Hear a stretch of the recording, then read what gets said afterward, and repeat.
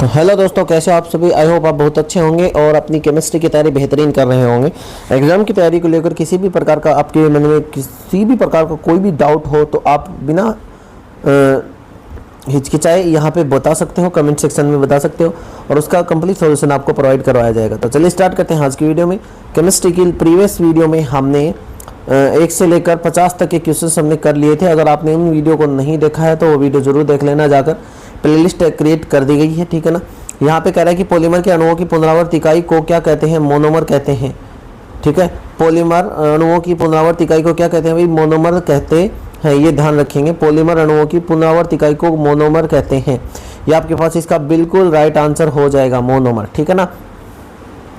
चलिए आगे बात करते हैं 52 के क्वेश्चन से। प्राकृतिक रबड़ किस प्रकार का पॉलीमर होता है? तो प्राकृतिक रबड़ जो होता है आइसोप्रीन का पॉलीमर होता है, आइसोप्रीन। ये पॉलीमर के क्वेश्चन से मोस्ट इंपोर्टेंट क्वेश्चन यहाँ पे कलेक्ट करके लाया हूँ मैं। इस पूरे चैप्टर से बहुत शानदार शानदार क्वेश्चन एग्जाम में पूछे जाते हैं और सारे के सारे अच्छे अच्छे क्वेश्चन यहाँ पे कलेक्ट करके लाया हूँ। तो कह रहा है कि प्राकृतिक रबर किस प्रकार का पॉलीमर है? तो आइसोप्रीन पॉलीमर है प्राकृतिक रबर। नायलॉन 66 का निर्माण मोनोमरों से होता है। किन मोनोमरों से होता है? नायलॉन 66 के निर्माण की हमसे बात कर रहा है, तो किन मोनोमरों से होता है?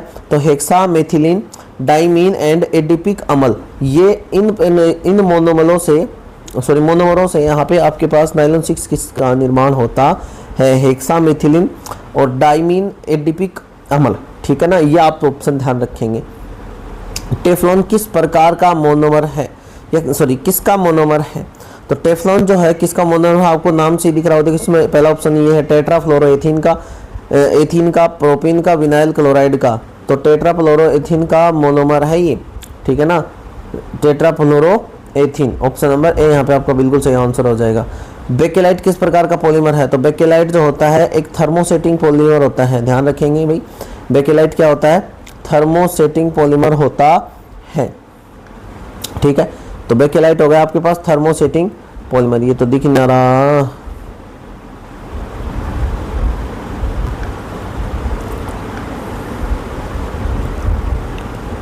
तू अगर मेरी राहें तेरी तू, थर्मोसेटिंग पॉलीमर है, ठीक है। चलिए आगे बात करते हैं। पीवीसी का पूर्ण रूप क्या है? Polyvinyl chloride. देखो कौन से ऑप्शन में दिख रहा है आपको, polyvinyl chloride. Option number A यहाँ पे आपके पास बिल्कुल आंसर सही हो जाएगा। क्या हो गया भाई, ये सभी में आंसर ये सेट हो गया कि सॉरी भाई, इस चीज़ के लिए, मिस्टेक्स के लिए मैं माफ़ी चाहूँगा। सभी में आंसर ए सेट हो गया है, तो हमें क्या दिक्कत है। अगली वीडियो में आपको इससे कहीं आप ये सोचो कि भाई सर ने तो सारे क्वेश्चन अपने हिसाब से सेट कर लिए, सबका ऑप्शन ए आ रहा है, तो ये ऐसा कुछ नहीं है, गलती से सेट हुआ है। तो आप ये ध्यान रखेंगे नेक्स्ट वीडियो में ऐसा नहीं होगा, ठीक है भाई। तो यहाँ पे हमारे पास हो जाएगा पॉलीविनाइल क्लोराइड, ठीक है भाई। क्या हो जाएगा? पॉलीविनाइल क्लोराइड, पीवीसी का पूर्ण रूप। निम्न में से कौन सा जैव अपघटनीय पॉलीमर है? जैव अपघटनीय, देखो टेफ्लॉन नहीं है बिल्कुल भी, पीवीसी भी नहीं है, पॉलीस्टाइरीन भी नहीं है। आपके पास ऑप्शन ए यहाँ पे आपके पास बिल्कुल सही उत्तर हो जाएगा। PHBV जो है वो एक नवीकरणीय बहुलक है, जैव अपघटनीय बहुलक है। प्रोटीन किसके बहुलक होते हैं? प्रोटीन अमीनो अम्लों के बहुलक होते हैं। बहुत शानदार शानदार क्वेश्चन यहाँ पे लाया हूँ। वीडियो को अगर लाइक नहीं करोगे तो बिल्कुल पाप लगेगा। मैं आपके लिए इतनी मेहनत कर रहा हूँ तो आपको भी थोड़ा बहुत सपोर्ट तो करना चाहिए ना। डीएनए की मूल इकाई क्या होती है? न्यूक्लियोटाइड्स होती है भाई, न्यूक्लियोटाइड्स। डीएनए की मूल इकाई होती है न्यूक्लियोटाइड्स। प्रोटीन आपको बता ही दिया किससे बने हुए होते हैं, अमीनो अम्लों से। मानव शरीर की ऊर्जा का मुख्य स्रोत क्या है?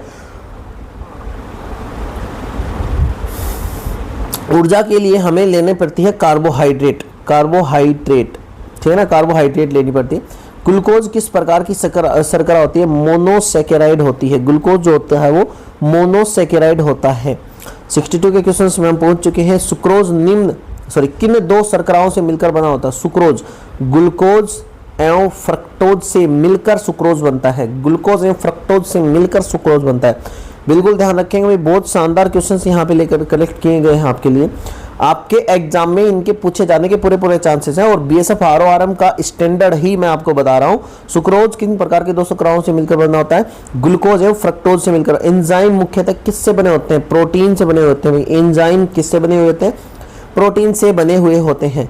हीमोग्लोबिन कौन सी धातु उपस्थित होती है? मुख्यतः कौन सी धातु उपस्थित होती है भाई? लोहा, मतलब आयरन जो होता है वो हीमोग्लोबिन में मुख्यतः प्रेजेंट होता है। विटामिन सी का रासायनिक नाम क्या है? विटामिन सी का रासायनिक नाम आपके पास हो जाएगा एस्कोर्बिक अम्ल। विटामिन सी का रासायनिक नाम आ जाएगा आपके पास एस्कोर्बिक अम्ल, ठीक है ना, ये ध्यान रखेंगे। रतौंधी किस रोग की किस विटामिन की कमी से होती है? तो देखो यहाँ पे ध्यान से, आपके पास ये जो रतौंधी है, ये जो विटामिन B12 है, ये बेरी के कारण होता है, ठीक है। विटामिन ए है, इसकी कमी से विजन लॉस हो जाता है, जिसको हम रतौंधी भी बोल सकते हैं। तो ऑप्शन ए यहाँ पे आपके पास बिल्कुल सही उत्तर हो जाएगा। विटामिन सी की कमी से आपको पता ही है स्कर्वी होता है, स्कर्वी होता है, ठीक है। और विटामिन डी की कमी से जो बोन्स होती हैं और टूथ होते हैं वो डिके होने लगते हैं, मतलब हड्डियाँ या जो वगैरह जो है वो कमज़ोर होने लगती है, ठीक है ना। तो चलिए आगे बात करते हैं। रक्त का थक्का बनाने के लिए कौन सा विटामिन सहायक होता है? तो रक्त का थक्का बनाने के लिए हमारे पास विटामिन होता है विटामिन के, ठीक है ना। विटामिन के है जो रक्त का थक्का बनाता है। 68 क्वेश्चन, आरएनए में कौन सी शर्करा पाई जाती है? तो आरएनए में राइबोज, ठीक है ना। और डीएनए में डीऑक्सीराइबोज। डीएनए में कौन सा क्षार उपस्थित होता है? उपस्थित नहीं होता है।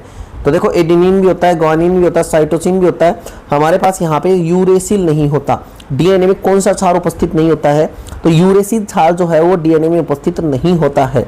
ये एडेनिन भी होता है, ग्वानिन भी होता है और साइटोसिन भी होता है। ये तीनों जो क्षार हैं वो डीएनए में प्रेजेंट होते हैं, ये तीनों डीएनए में प्रेजेंट होते हैं। कोलेस्ट्रॉल किस वर्ग का यौगिक है? कोलेस्ट्रॉल जो होता है वो लिपिड का यौगिक है, और लिपिड जो होते हैं वो प्रोटीन को सिंथेसिस करने में, मतलब प्रोटीन को बनाने में भी सहायक होते हैं। प्रोटीन को बनाने में भी लिपिड सहायता करते हैं भाई, ठीक है ना। तो लिपिड जो किस वर्ग का यौगिक है? कोलेस्ट्रॉल जो है लिपिड वर्ग का यौगिक है, ठीक है। चलिए आगे बात करते हैं। अमीनो अम्लों को जोड़ने वाला बंध कौन सा होता है? पेप्टाइड बंध, पेप्टाइड बंध, ठीक है ना। अमीनो अम्लों को जोड़ने वाला पेप्टाइड बंध होता है। मानव शरीर में सबसे अधिक मात्रा में पाए जाने वाला प्रोटीन कौन सा है? सबसे अधिक मात्रा में, बहुत शानदार क्वेश्चन है भाई, कोलेजन। सबसे अधिक मात्रा में पाए जाने वाला प्रोटीन होता है कोलेजन। इंसुलिन का स्राव किस ग्रंथि द्वारा होता है? अग्न्याशय द्वारा होता है, ये आप समझ जाएंगे। थायराइड जो होती है वो थायरोक्सिन हार्मोन, थायरोक्सिन हार्मोन स्रावित करता है। पीयूष ग्रंथि जो होती है वो मास्टर ग्रंथि के नाम से जानी जाती है, मतलब वो जो मेल और फीमेल हार्मोन है उनके और सेक्रेशन को भी कंट्रोल करती है, और सारी चीज़ें उसी के द्वारा कंट्रोल की जाती है। अधिवृक्क ग्रंथि, ठीक है ना, ये आपके पास अग्न्याशय हो गया, तो अधिवृक्क हो जाएगा आपके पास। वृक्क किसको कहते हैं? लीवर को। तो आ जाएगा आपके पास पैनक्रियाज, ठीक है ना। चलिए आगे बात करते हैं।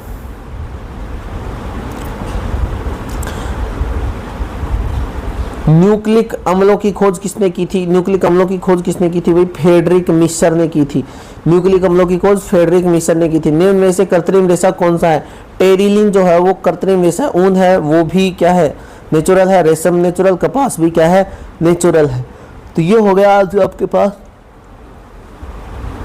टोटल 75 क्वेश्चंस कर लिए हमने बहुत ही कम समय में। मैंने आपको यहाँ से 51 से लेकर 75 तक के क्वेश्चंस करवा दिए, मतलब 25 क्वेश्चन की प्रैक्टिस हमारी हो गई बिल्कुल कम समय में। वो जो मतलब कुछ मैं तो किसी का पर्टिकुलर नाम नहीं लूँगा, लेकिन जब लाइव आते हैं टीचर्स, लाइव आते हैं तो कमेंट पढ़ने में, है ना, आपका कमेंट करने में, देखो मेरी तो यही साइकोलॉजी है, बाकी आपकी अपनी खुद की मर्जी है।